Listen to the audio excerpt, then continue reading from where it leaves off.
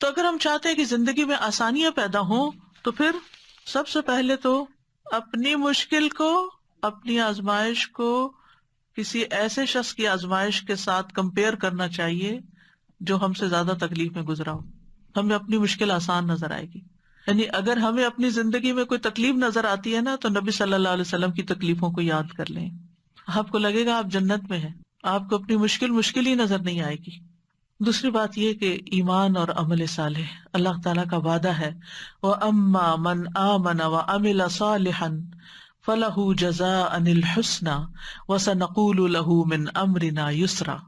اور رہا وہ جو ایمان لایا اور اس نے نیک عمل کیا تو اس کے لیے بدلے میں بھلائی ہے، اور ان قریب ہم اسے اپنے کام میں سے سراسر آسانی کا حکم دیں گے، یعنی اس کے لیے آسانی پیدا کر دیں گے. سورۃ نحل میں آتا ہے من عمل صالحا من ذکر او انثى وهو مؤمن فلنحيينه حیاتا طیبہ ولنجزینہم اجرہم باحسن ما كانوا يعملون. جو شخص بھی نیک عمل کرے، خواہ مرد ہو یا عورت کا الگ نام لیا گیا ہے.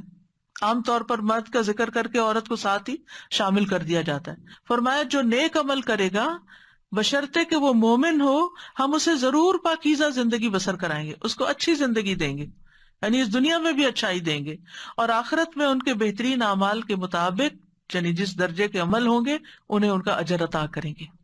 یہ اللہ کا وعدہ ہے، اور اللہ کا وعدہ کبھی بھی جھوٹا نہیں ہو سکتا. اللہ کا وعدہ ہمیشہ سچا ہی ہوتا ہے. ابن تیمیہ رحمہ اللہ کہتے ہیں اطاعت کا انجام دنیا اور آخرت کی سعادت اور بھلائی ہے. وہ کہتے ہیں مخلوقات میں سے سب سے زیادہ خوش نصیب وہ ہے جو اللہ کی عبادت اور اطاعت میں سب سے بڑھ کے ہوتا ہے، سب سے آگے ہوتا ہے. وہ کہتے ہیں کہ بندے کی سعادت یہ ہے کہ اسے جس چیز کا حکم دیا گیا ہے وہ انجام دے، اور جس چیز سے منع کیا گیا ہے وہ چھوڑ دے، یعنی اللہ کا بندہ بن جائے. ابن قیم کہتے ہیں اللہ رب العالمین ارحم الراحمین، قدرت رکھنے والوں میں سب سے بڑا قدرت رکھنے والا ہے، اور اس کی سعادت صرف اس کی اطاعت سے حاصل ہو سکتی ہے. یعنی اگر آپ چاہتے ہیں کہ تکلیف دور ہو تو اطاعت کے کاموں میں اور زیادہ آگے بڑھیں، پیچھے نہ رہیں. کل ہی میری کسی سے بات ہو رہی تھی تو ریسنٹلی ان پہ کوئی تکلیف آ گئی، تو میں نے حال چال پوچھا تو کہنے لگے کہ پتہ ہی نہیں چل رہا کہ رمضان آیا.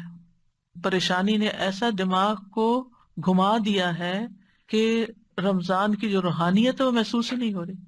تو ہوتا یہ ہے کہ ایک آزمائش جب آتی ہے نا تو انسان کے دین کو خطرہ لاحق ہو جاتا ہے، دین میں اور پیچھے چلا جاتا ہے، دین کی روح نکل جاتی ہے. تو اللہ سبحانہ تعالیٰ ایسی کسی مشکل میں نہ ڈالے کہ جب ہمارا دین کی چولیں ڈھیلی پڑنے لگی. میں نے ان سے کہا کہ آپ یہ دعا پڑھیں. کہنے لگے تو دعائیں بھول گئی ہیں کہ کون سی کس وقت پڑھتے ہیں. بعض اوقات انسان اتنا پریشان ہوتا ہے کہ اس کو اسی لیے فرمایا کہ والعصر ان الانسان لفی خسر الا الذین آمنوا وعملوا الصالحات وتواصوا بالحق وتواصوا بالصبر.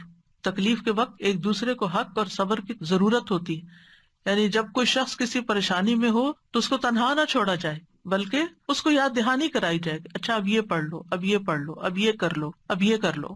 پھر اس کے بعد یہ ہے، ابن قیم کہتے ہیں کہ اللہ کے وہ احکامات اور اس کا وہ حق جو اس نے اپنے بندوں پر واجب ٹھہرایا ہے، اور وہ شرعی احکامات جو اس نے ان کے لیے مشروع کیے ہیں، یہ آنکھوں کی ٹھنڈک ہے، دلوں کی لذت ہے، روح کی نعمتیں ہیں اور اس کی خوشیاں ہیں، اور اسی کے ساتھ روحوں کی سعادت ہے کہ انسان تکلیف کے وقت اور زیادہ اللہ کی عبادت کی طرف متوجہ ہو جائے. پھر ہے اللہ تعالیٰ کا تقوی اختیار کرنا، صرف اللہ سے ڈرنا. وَمَن يَتَّقِ اللَّهَ يَجْعَل لَّهُ مِنْ أَمْرِهِ يُسْرًا. جو اللہ سے ڈرے گا اللہ اس کے لیے اس کے کام میں آسانی پیدا کر دے گا، اللہ تعالیٰ اس کا کام آسان کر دیں گے. اس کا مطلب کیا ہے؟ اس کا مطلب یہ ہے کہ جب اللہ کا تقوی آئے گا نا تو عموماً آپ دیکھیں کہ جو ہمیں تکلیف اور پریشانیاں ہوتی ہیں نا، یا مال کی طرف سے آتی ہیں، یا اولاد کی طرف سے آتی ہیں، یا باقی انسانوں کی طرف سے، چاہے کوئی بھی انسان ہو، اسپاؤز ہو یا کوئی فرینڈز ہو یا کوئی کلیگز ہو یا پارٹنرز ہو، یعنی کسی کی طرف سے بھی آ جاتی ہے.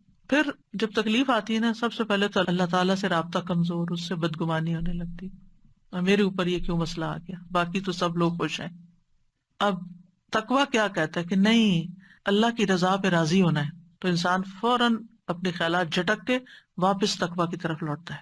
پھر انسانوں کے ساتھ جب معاملہ ہوتا ہے تو انسان ایک دم غصے میں آ جاتا ہے اور برا بھلا کہنا شروع کر دیتا ہے. یعنی انسان کی مرضی کے خلاف جب کوئی چیز ہوتی ہے تو انسان مشتعل ہو جاتا ہے، مشتعل شعلے سے یعنی بھڑک اٹھتا ہے. پھر اس کی زبان پہ قابو نہیں رہتا، پھر اس کے جسچرز پہ قابو نہیں رہتا، یعنی اس کے جو سارے ایکشنز ہوتے ہیں وہ بالکل اللہ کی ناپسند کے ہو جاتے ہیں. اور بعض اوقات انسان ظلم کرنے لگتا ہے. کسی نے آپ کو ایک مارا نا تو آپ کا دل ٹھنڈا نہیں ہوتا جب تک آپ 2 نہ مار لیں. اب آپ نے اگر 2 ماری، ایک تو آپ کا بدلہ ہو گیا اور ایک آپ کے خلاف لکھا گیا. چاہے آپ اس وقت مصیبت میں اور رو رہے ہیں لیکن آپ ظالم ہو گئے اب، اور ظلم جو ہے وہ قیامت کے دن کے اندھیرے ہوں گے. یعنی بعض اوقات کسی نے کوئی ایسی بات کہہ دی، ایک چھوٹی سی بات کہہ دی اور ہم نے اس کو 10 سنا دی. ہم سوچتے ہیں ہم جیت گئے، ہمارا پلہ بھاری ہے. نہیں، آپ ہار گئے ہیں. آپ اللہ کے سامنے خسارے میں چلے گئے ہیں. آپ نے اپنی زبان کھول دی ہے، آپ ذلیل و رسوا ہو جائیں گے. کیونکہ زبان ہی انسان کو عزت کے مقام پہ پہنچاتی ہے اور زبان ہی انسان کو ذلیل و خوار کرتی ہے. اور اس کے نتیجے میں کیا ہوتا ہے، مثلا بزنس میں 2 شریک ہیں یا 2 پارٹنر، 2 کولیگز ہیں. اب اگر ان کی آپس میں کوئی انبن ہوئی ہے اور ایک دوسرے کو ذلیل کیا ہے تو اس میں آپ دیکھیں کہ جتنے ان کے مل کے ترقی کرنے کے چانسز ہے، سارے چانسز ختم ہو گئے. اب وہ جو اکٹھا کام کر رہے تھے وہ الگ ہو گیا، وہ الگ ہوا تو کئی اور مسائل کھڑے ہو گئے. اسی طرح بہت سے لوگ جیسے ہسبینڈ وائف ہوتے ہیں، بہت کیسز میں دیکھا گیا ہے کہ جب غصے میں طلاق تک بات پہنچ گئی. مجھے اتنی حیرت ہوتی ہے، بیچاری خواتین بعض اوقات روتی ہوئی پوچھتی ہیں کہ چھوٹی سی بات تھی تو میرے ہسبینڈ نے یہ بول دیا، اب کیا طلاق ہو گئی ہے؟ یا وہ اگر یہ بھی کہہ دیتے نا کہ میں تمہیں چھوڑ دوں گا تو وہ اس میں بھی پریشان ہوتی ہیں کہ کہیں شاید ہمیں طلاق ہو گئی. کیونکہ ہمارے معاشرے میں جہالت ہے، ان کو پتہ ہی نہیں کہ کس لفظ سے طلاق ہوتی ہے کس سے نہیں ہوتی. اور بعض لوگ پھر صرف گلٹ میں زندگی گزارتے رہتے ہیں، کیا پتا طلاق ہو چکی ہو، کیا پتا یہ ہو چکا ہو، وہ ہو چکا. ایسے میں خاص طور پر گھریلو معاملات میں اگر شوہر غصے میں ہے تو بیوی کو کیا چاہیے؟ خاموشی اختیار کر لے، جگہ بدل لے، آگے پیچھے ہو جائے تاکہ جو شیطان نے آگ بھڑکائی ہے وہ ٹھنڈی ہو جائے. اور اسی طرح اگر بیوی غصے میں آ گئی ہے تو شوہر کو چاہیے کہ وہ گھر سے یا تو باہر چلا جائے یا کوئی اور کام شروع کر دے. کیونکہ بازو کا سامنے بھی ہوتا ہے تو پھر وہ ایک دوسرے کو بولتے کیوں نہیں بولو، تم بھی لڑو تاکہ اور میدان گرم ہو. تو اس سے پھر یہ ہے کہ معاملات مزید خراب، ایک دوسرے کی رسپیکٹ چلی جاتی، عزت چلی جاتی، محبت چلی جاتی ہے. یعنی دل دور ہونے لگتے ہیں. بعض اوقات لوگ قریب رہ رہے ہوتے ہیں اور ان کے دل دور ہو جاتے ہیں، اور وہ کسی اور کی وجہ سے نہیں ہوتے، وہ اپنی غلطی کی وجہ سے ہوتے ہیں. یعنی خود ہم ایسی حرکتیں کر جاتے ہیں کہ جس کی وجہ سے دوسروں کی نگاہوں میں گر جاتے ہیں. تو اس لیے بہت ضروری ہے کہ اللہ کا تقوی اختیار. صرف اللہ کا تقوی آتا ہے کہ جو بندے کو روک لیتا ہے، اس کی زبان کو روک لیتا ہے، اس کے ہاتھ کو روک لیتا ہے، اس کے کسی غلط ایکشن کو روک لیتا ہے. پھر اللہ تعالیٰ کا فرمان ہے وَمَن يَتَّقِ اللَّهَ يَجْعَل لَّهُ مَخْرَجًا، اور جو اللہ سے ڈرے گا اللہ اس کے لیے تنگی سے نکلنے کا راستہ بنا دے گا. اور یہ بھی تقوی کے ساتھ ہی ہے.